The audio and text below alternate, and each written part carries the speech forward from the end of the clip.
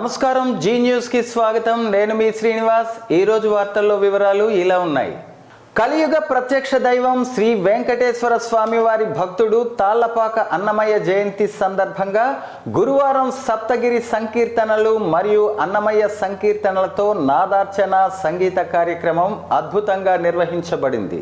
శ్రీకాకుళం నగరం శ్రీవాణి సంగీత కళాక్షేత్రం నిర్వాహకులు గౌరవ శ్రీ దుంపల ఈశ్వరరావు గారి ఆధ్వర్యంలో 36 మంది సభ్యులతో నాదార్చన ఘనంగా జరిగింది.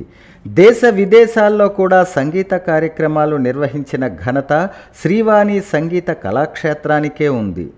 ఈ కార్యక్రమం శ్రీకాకుళం నగరం డిసిసిబి కాలనీలో వేంచేసి ఉన్న శ్రీ భూ సమేత వెంకటేశ్వర స్వామి ఆలయ ప్రాంగణంలో జరిగింది. సంగీత ప్రియులకు ఈ కార్యక్రమం అమితంగా ఆకట్టుకుంది.